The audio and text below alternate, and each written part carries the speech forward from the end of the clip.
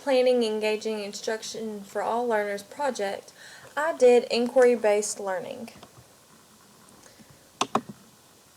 Inquiry-based learning is a way of stating information through hands-on activities that is not simply stating facts. This allows your students to stay engaged throughout the lesson as well as have fun.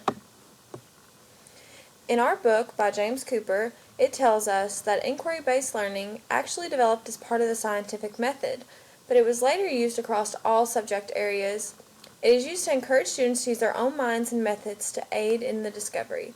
This is why it's simply used more in science classrooms than any other classroom available. Inquiry-based learning is not a substitute for standards-based instruction or a time for teachers to take a break from the instruction. Many teachers do think this because it is a time where they're not actually lecturing the students, but the students are thinking for themselves. But in this case, teachers need to be an aid and a source of information if needed for the students. Why is it important to use inquiry-based learning in the classroom? It keeps the students more engaged for their using hands-on activities, and this aids in better memory gain for the students as well. It requires the student to think for themselves and think differently than ever before. It also pushes students out of their comfort zone, and it can open up the students to new views. Some examples of inquiry-based learning include media projects, science experiments, creating posters, or acting in a play.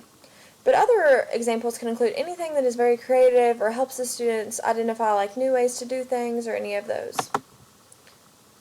How to implement inquiry-based learning in your classroom. Don't immediately answer the students' questions, prompt them. Don't let your questions have a yes or no answer. Let them explain their answers. This is why it's generally used in science, because there can be more than one answer and there can be more than one way of developing that answer. Give more projects instead of lectures, for the students actually do require more information if they're actually learning the information themselves and doing the research than if you tell them the information. Listen completely to your students before asking the questions.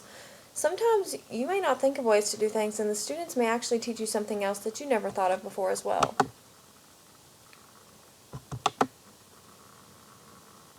EduTopia. This website is actually a great resource for teachers who are wanting to implement more inquiry-based learning in their classroom. This site provides lesson plans and things that other teachers have done in the past classrooms. On this website, there's actually videos and articles about ways to use inquiry-based learning in the classroom and ways that haven't worked in the classroom. This website also holds a lot of stuff kindergarten through 12th grade. It can be used in any resource actually.